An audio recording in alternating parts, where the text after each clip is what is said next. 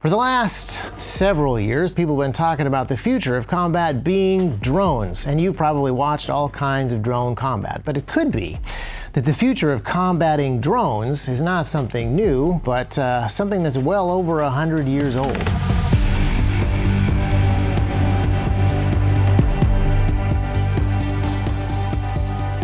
If you've been on social media for the last few weeks, you've probably seen some really interesting footage of drone swarms being tested and lifting off into the sky, where they will blot out the sun so that we can fight in the shade and all that. You've probably also seen various port batteries defending vital infrastructure from drone attack recently. And I believe that that's going to be something that just gets more and more commonplace all the time. We're going to need large AA batteries, not AA batteries, but anti-aircraft batteries around our own ports, because it's going to be so easy for people to just send in a small autonomous boat and then launch large swarms of drones that need to be knocked down en masse.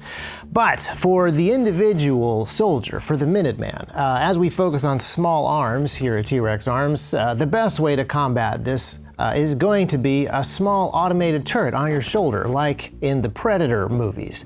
But that's a little bit too futuristic. I think we should actually go back several years, several decades, well over 100 years, and let's look at something that is demoed in another 1980s style action movie.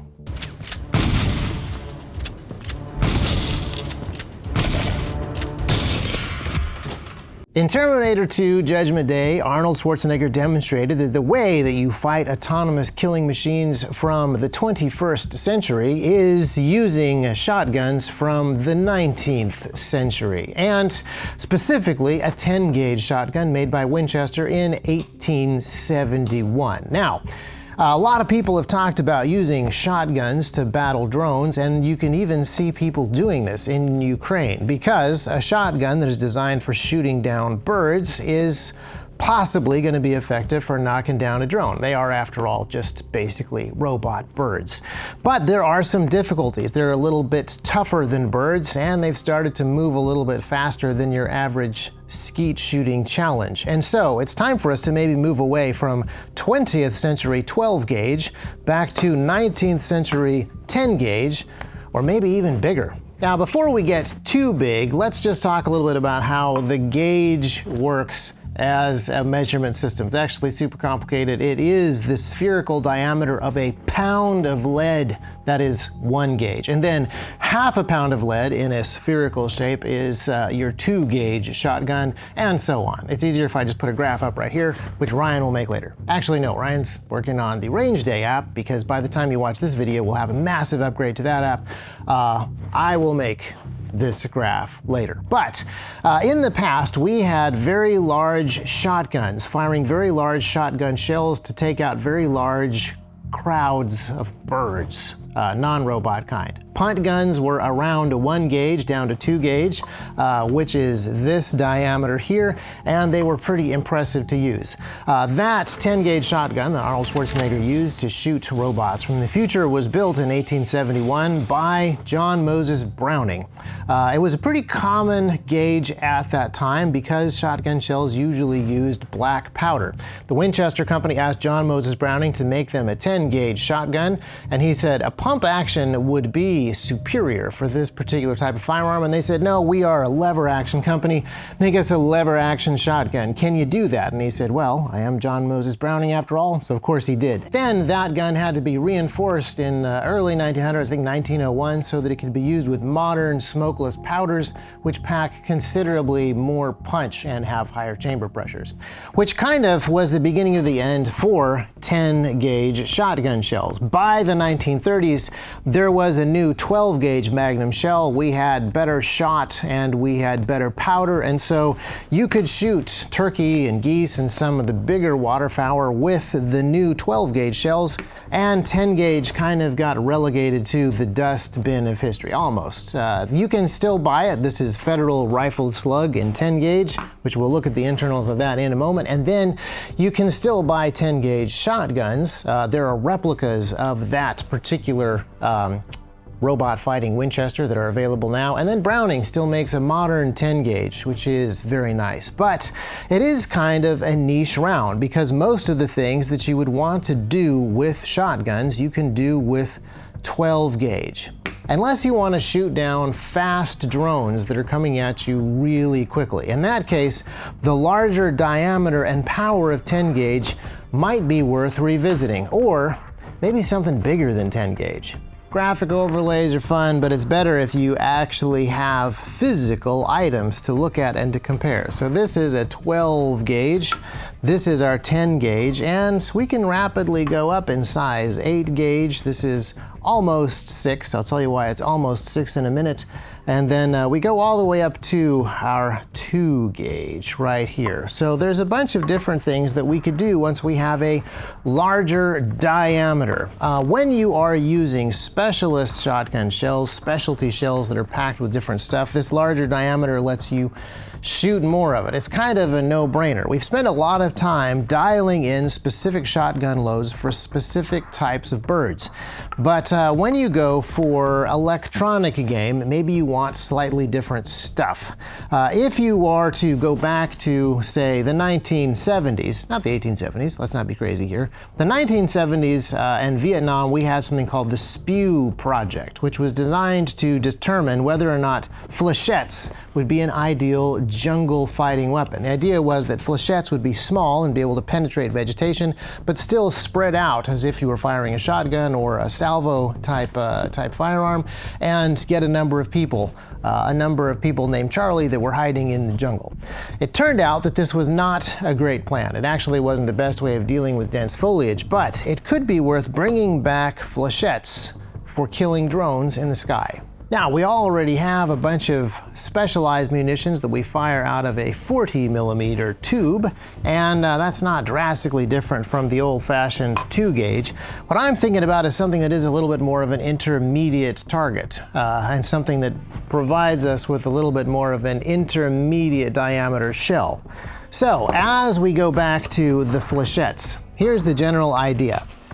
As you take these tiny objects and you fire them toward a target, they are fin stabilized so that they maintain a little bit more energy, have a little bit better ballistic coefficient than just round shot, and they're going to hit a smaller area. They have a second advantage too when you're fighting things that are not geese or turkeys but have spinning rotors.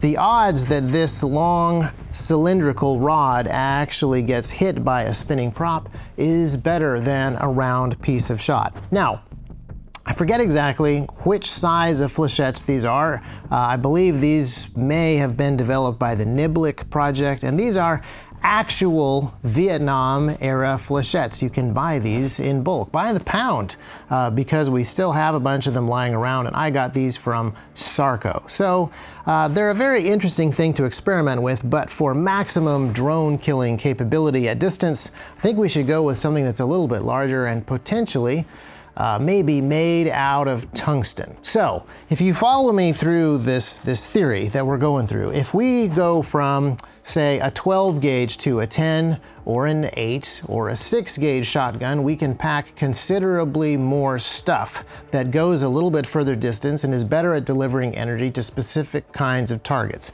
And then all you have to do is put that into the right weapon platform. Now, obviously, when you're shooting little tiny drones moving at super high speeds, the mind goes to the automated turret solution. And that has been really good for anti-aircraft in the past.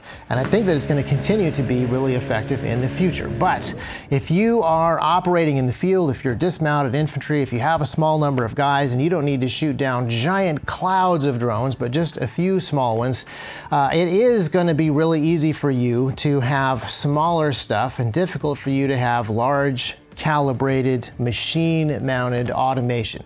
That means a shotgun, something that is chambered in one of these larger shells, something that has a larger magazine. Perhaps we want to get back into box magazines for shotguns, and you want to have a longer barrel so that you can reach out and hit stuff that's a little bit further away. And the intelligence can be built into the optic and let this human combat chassis do the physical manipulation of the weapon platform itself. The best tool for this is probably going to be something like the Smart Shooter scope. This is an electro-optical sight from Smart Shooter, but it's actually much more than that. This is a little bit like the tracking point rifle concept, only simplified and improved. So you have an optic here with a very capable camera and a computer inside with a ballistic calculator. You use this button to designate targets, and then the rifle is tracking its own motion and figuring out where the target is through that camera system and the ballistic computer. And then this little pin down here blocks the rifle from firing until the point of aim and the designated target overlap. And the ballistic calculator takes movement into account, so you can be in a helicopter or you can be shooting at a drone and still actually hit it. There's relatively high success in using these on just regular AR-15s and M4s to knock down drones in the sky. They have to be close enough to be visible, they have to be moving slow enough for it to actually work, but a 5.56 bullet hitting a drone is relatively effective. So the idea is that if we have something that has a little bit more margin for error by firing a few more projectiles, getting them up, out, and onto target quicker, you can get a lot of stuff done when you're combating these small unmanned aerial vehicles. And going from 12 gauge to 10 gauge gives you considerably more space. It's not much more diameter, but if you just look at the difference between this 12 gauge slug from Federal, this is the Power Shock, and this 10 gauge slug from the exact same product line, you get a rough idea of how much increased capacity you might be able to squeeze out of 10 gauge. And 8 gauge and 6 gauge beckon. Now, not every drone fighting engagement is going to happen at long range while you have cover and the time to use your fancy electronic sights to hit things at relative distance. Sometimes the drones get really close. You have probably seen lots of footage over the last 3 years of FPV drones getting really close to Russian and Ukrainian soldiers. And oftentimes they're fighting those drones with just the stuff that they can pick up off the ground and throw. A short shotgun like this is kind of pointless, kind of useless, but with the right ammunition and in that kind of last-ditch scenario, could actually have some sort of value. The nice thing about switching to a larger platform that lets you do more is that you get these extra capabilities across a wide range of different shotgun types and formats that can be carried in different ways and used in different scenarios. Shotguns are incredibly versatile weapons. In the 21st century, we pretty much only use them for birds, for breaching, and for beanbags, but drone warfare may change that a little bit as we move into the future. Now, this is not a particularly new idea. I'd like to point out that the Russians have been doing something kind of like this from 1970. They have an amazing 6 gauge, roughly, shotgun called the KS-23. That fires a shell that is roughly like this, and it's an incredibly versatile weapon design. They make these shotguns with various barrel lengths, and the reason that it's 23 gauge instead of something normal like 4 gauge or 6 gauge or 4 gauge metric or American 6 gauge, which is very close to, is they make the shotgun out of the blemished barrels from their anti-aircraft projects. So this is a fascinating example of when Soviet manufacturing actually is extra efficient. It's usually one of two things. Soviet manufacturing is either unbelievably inefficient and problematic, or they come up with really clever ways to make lemonade out of their lemons. And the KS-23 is a perfect example of this. There is a lot of stuff that you can pack into this 23 millimeter diameter shell, and they have a lot of variety. There is different sizes of buckshot that work at different ranges. There are slugs, steel slugs, which sound particularly nasty. And then, of course, some less lethal rounds. They have a couple different kinds of tear gas. They have a couple different kinds of rubber and plastic bullets. And they also have a flashbang round and some things like that. So this is a shotgun that has considerable capabilities depending on how you set it up and the different barrel lengths that are used to do different things. And you can see this being used primarily at this point in time in prison riots and various other riot control stuff. Now, I will say that this style of shotgun right here is deeply unpleasant to shoot, and it's not super practical for various things. Having something like this chambered in something considerably larger is even more unpleasant. But you don't have to use the full power rounds. If you guys have ever seen the Aguila mini shells, they actually work pretty well on this platform because not only can you fit way more of them in the tubular magazine, they actually have recoil that is more manageable. And if all you're trying to do is hit a drone that is 15 yards away from you, you don't need a ton of power. What you mainly want to do is throw up a wall of lead or possibly tungsten and try to knock that thing down before it gets within killing range. You may not need a huge amount of powder to do that, and you may be able to carry several rounds of that in something like this. Now, the downside with something like this is, of course, that you got a second weapon now that you have to carry, you have to manage, you have to deal with where you're pointing it and get it out at the time. You might want to try to attach something like that to your existing primary arm. And there's a bunch of people that have done this with varying degrees of success. The master key concept, where we put a 12-gauge shotgun under the barrel of a AR-15, has been tried, it's been tested, and it's definitely something that you can do, but you do get considerably more weight that you have to deal with. If you are the sort of person that's doing stuff like this, you might just go with your 40mm launcher because of its increased versatility. But once we get back to manufacturing 10-gauge, 8-gauge specialty rounds that do more stuff, something that sits in the middle of these two things and has some increased simplicity has some value. Imagine, if you will, a sawed-off coach gun and how valuable that was back in the days of the Old West. Wow! How wide will that shot spread? Well, now, I mean, how big a pattern? I don't know. The fellow who used it before, he could see too good. Well, Mississippi? Looks like what you need. Now, I'm something of a Swedish gunsmith myself, so let's go have a look at something that I designed over on the computer.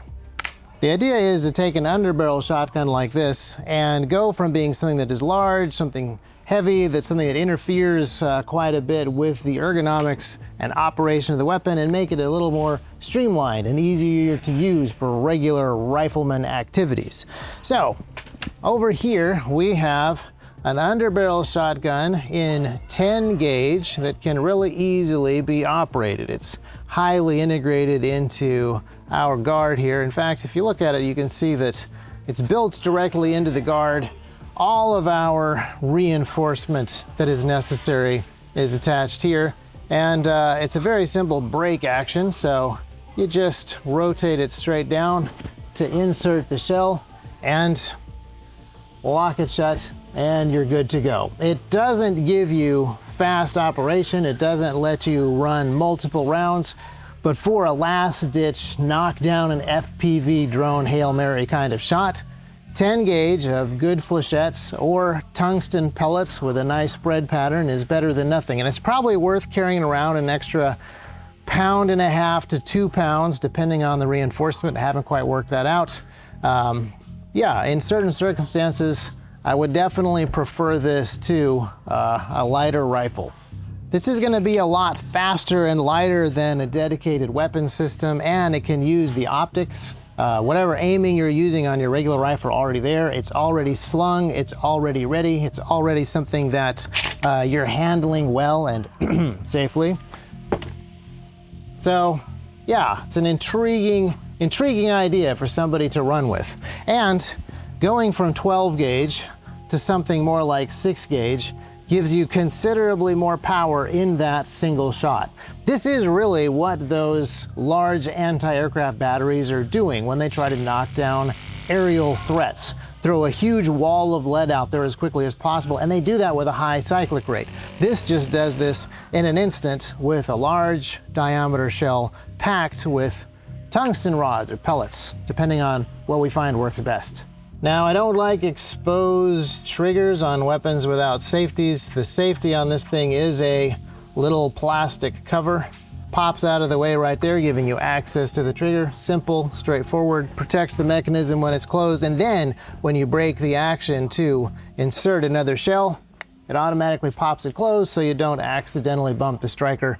And I think that I've given ourselves enough room back here for all of the components necessary for a safe striker file mechanism. And then we also have enough room here for relatively easy loading. So yeah, it's not brilliant, but it gives you kind of the rough idea. And it doesn't add a huge amount of extra space to the handguard. It still is ergonomically okay. Your normal handguard is usually here. We only drop this down about 3/4 of an inch to an inch, depending on clearance. And then if we go to larger diameters, it just gets a little bit more oval shaped. And there are handguards that are roughly this shape and size because they have other mechanisms inside, and they're actually pretty comfortable to run. They are totally workable. So yeah, I think this area here probably deserves a little bit more time and attention. One area that I'm not real sure about is just the physical strength of this device. Some of that is gonna come down to the loads that are used in the shells, but there's a lot of ways that this could be reinforced. I could take this strengthening rib further out. You could definitely have more contact here with the magwell. Certainly could have a taller rail that comes back and bolts onto the upper. And we could also engage this pin if we had to. Once you attach something like this, you can no longer tilt the upper forwards. You have to remove the whole thing once you need to get in, but that's true of all the underbarrel attachments, whether they are grenade launchers or master key shotguns right now. So there are trade-offs, but in some ways, this could be the best of both worlds for people who are dealing with FPV drones that are in contact distance. And once again, this isn't a particularly new idea. The Russians have something pretty similar. They have a grenade insert that goes into their version of the underbarrel grenade launcher that allows them to fire a single round of anti-drone shot with the added complexity of the launcher and the insert. But obviously with the versatility of being able to do both different things. So I think that there is some value in bringing some of these old school larger gauges back. There are, after all, production machines that can make 10 gauge, and Federal is doing it. There's even people making 8 gauge right now. Remington has an industrial 8 gauge shotgun, which they use for mining and other industrial purposes. So it shouldn't be too much difficulty to start to do this again. And Brownells and PSA, people who have retro lines of firearms, could bring back 10 gauge shotguns in various configurations to kind of get the ball rolling. But the main thing that this needs is some more testing, some more experimentation. The good news is there's a lot of anti-drone experimentation going on right now, and we're going to continue to conduct some of that ourselves. But oftentimes, the past is going to have some of our solutions if we just revisit it in the right way.